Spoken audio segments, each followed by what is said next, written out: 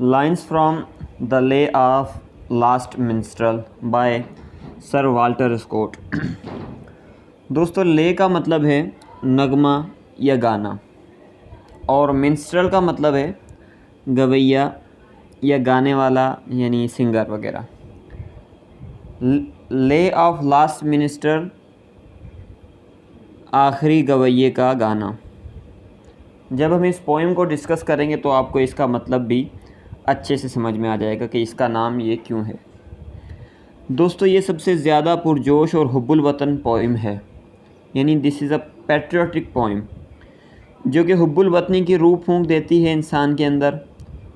और ये नज़म ऐसे शख्स के बारे में है जो अपने मुल्क के लिए कुछ नहीं करता या उससे मोहब्बत नहीं करता या अपने मुल्क को छोड़ कर चला जाता है कमाई के गरज से या कोई क्राइम यहाँ करके, और अपने मुल्क को छोड़कर चला जाता है।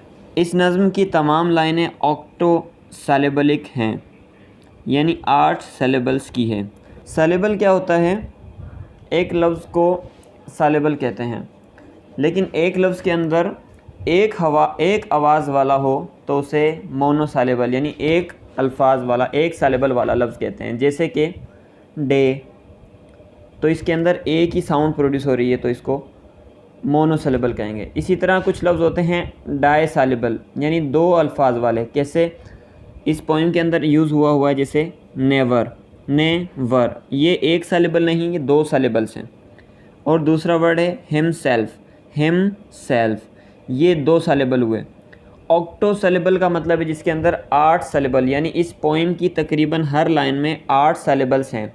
पहली लाइन आपको मैं बता दूं, breathes there the man with soul so dead.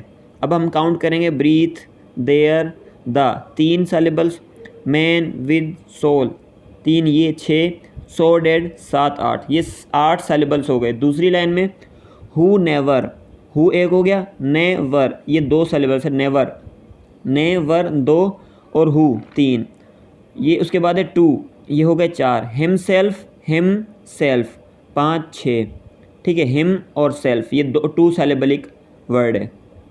उसके बाद हैथ 7 हो गया, सेड 8, यानी कुछ लफ्ज़ होते हैं मोनोसैलेबलिक जिनके अंदर एक ही साउंड होती है, कुछ लफ्ज़ होते हैं डायसैलेबलिक जिनके अंदर 2 साउंड्स होती हैं। जैसे मैंने आपको बताया, कुछ लफ्ज़ होते हैं ट्रायसैलेबलिक, यानी जैसे कि सैटरडे, सैटरडे, ये ट्रायसैलेबल है। कुछ वर्ड्स होते हैं दोस्तों पॉलीसैलेबलिक, यानी जिसके अंदर मैनी वर्ड्स आ जाएं, जिसके अंदर 6 साउंड्स आ जाएं। इसी तरह कुछ वर्ड्स 5 के होते हैं, यानी पोली के अंदर मोर देन 3 वर्ड्स आ जाएं, उनको 3 साउंड्स आ जाएं, उसको हम पॉलीसैलेबलिक कहेंगे। अच्छा, इस नज़म में एलिट्रेशन का भी इस्तेमाल किया गया है कहीं कहीं। एलिट्रेशन क्या होता है? तो लफ्ज़ की शुरुआती साउंड एक जैसी हो उसे एलिट्रेशन कहा जाता है। जैसे लाइन नंबर 11 में पावर एंड पेल्फ, पावर और पेल्फ दोनों पी से शुरू हो रहे हैं, ये एक एलिट्रेशन है। और लाइन नंबर 15 में डबली डाइंग, डबली डाइंग दोनों डी से शुरू हो रहे हैं, ये भी एक एलिट्रेशन है। अच्छा, जो कोई भी अपने मुल्क से मोहब्बत करता है वो ज़रूर इस पोएम को दोस्तों एंजॉय करेगा और ये पोएम उसके लिए बड़ी बेहतरीन साबित होगी। इस पोएम को डिस्कस करने से पहले दोस्तों आपसे रिक्वेस्ट है कि अगर आपने अभी तक हमारा चैनल सब्सक्राइब नहीं किया तो हमारे चैनल को सब्सक्राइब करें और साथ ही बेल आइकन को प्रेस करें ताकि हर आने वाली वीडियो का नोटिफिकेशन आप तक बर वक्त पहुँच जाए। शुरू करते हैं दोस्तों। Line number 1, breathes there the man with soul so dead. रहता है एक शख्स बिल्कुल मुर्दा रूह के साथ। सोल सो डेड से मुराद यहाँ पर मुर्दा रूह या मुर्दा जज्बात। सोल का मतलब यहाँ पर, सोल से मुराद यहाँ पर जज्बात भी है। और ब्रीथ वैसे तो सांस लेना होता है, लेकिन यहाँ पर रहना। Line number 2, who never to himself hath said. जिसने कभी खुद से नहीं कहा, क्या नहीं कहा? This is my own my native land, कि ये मेरी खुद की ज़मीन है, मेरा अपना मुल्क। नेटिव लैंड अपना मुल्क, खुद की ज़मीन। Line number 4 whose heart hath never within him burned, جس کا دل اس کے اندر کبھی نہیں تڑپا یا کبھی نہیں جلا. burn تڑپا. as home his footstep he hath turned, جیسے ہی اس کے قدم ملک کی طرف مڑے یا ملک کی طرف بڑھے. from wandering on a foreign strand, بھٹکتے ہوئے ایک بیگانے ملک کے کنارے پر.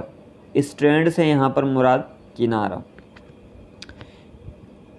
if such there breathe go mark him well, اگر ایسا کوئی آدمی رہتا ہے تو جاؤ اور اسے قریب سے دیکھو یا مشاہدہ کرو. آبزرو کا مطلب ویسے مشاہدہ کرنا، لیکن یہاں پر وہی مطلب ہوں گے، غور کرنا یا اسے جا کر غور سے دیکھنا، اسے نوٹ کرنا. مارک ہم ویل، اسے غور سے دیکھو.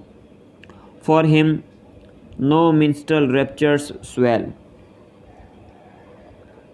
اس کے لیے کوئی نغمہ یا تعریف کے گانے نہیں گائے جاتے.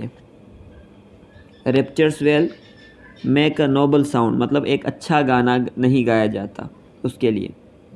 کوئی گویا، نو منسٹرل، کوئی گویا اس کے لیے اچھا گانا نہیں گاتا. High though his titles proud his name, اگرچہ اس کا رتبہ بڑا ہے، نام اس کا بڑا ہے، نام اس کا افتخار ہے، یعنی اس کو اپنے نام سے فخر ہے. Bound less his wealth as wish can claim, بے انتہا دولت ہے جیسا چاہے دعویٰ کر سکتا ہے. Despite those titles power and pelf, ان سب عہدوں، قوتوں اور دولت کے باوجود. دا ریچ کنسنٹرڈ آل ان سیلف، یہ بدنصیب خود غرض ہے، خود ہی میں. ریچ مطلب بدنصیب. لیونگ شیل فورفیٹ فیئر رینون، جائیداد اور اچھا نام، اچھا عہدہ چھن جاتا ہے.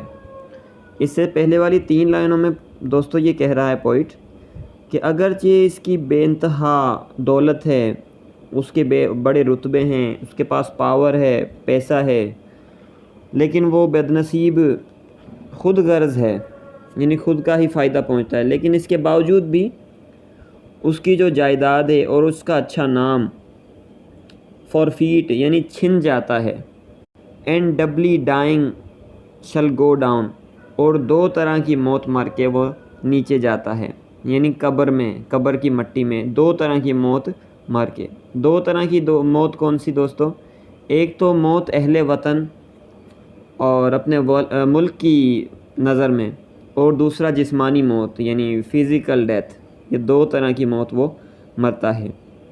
To the vile dust from whence he spring, اس عام مٹی میں جہاں سے وہ پیدا ہوا تھا.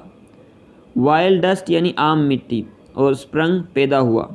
تو لائن نمبر 14 میں کہتا ہے کہ وہ 2 طرح کی موت مرتا ہے اور نیچے جاتا ہے. نیچے جانے کا مقصد میں نے پہلے بتایا تھا کہ قبر میں، یعنی عام مٹی میں جہاں سے وہ پیدا ہوا تھا. ان ویپٹ ان آنرڈ اینڈ ان سنگ، نہ کوئی اس کے لیے روتا ہے، نہ اس کی عزت کرتا ہے، نہ کوئی اچھے الفاظ اس کے لیے کہتا ہے. یعنی نہ اس کے لیے کوئی نغمہ گائے جاتے ہیں اور نہ ہی اس کے لیے کوئی آنسو بہائے جاتے ہیں. اسی کے ساتھ دوستو ہماری یہ پوئم کمپلیٹ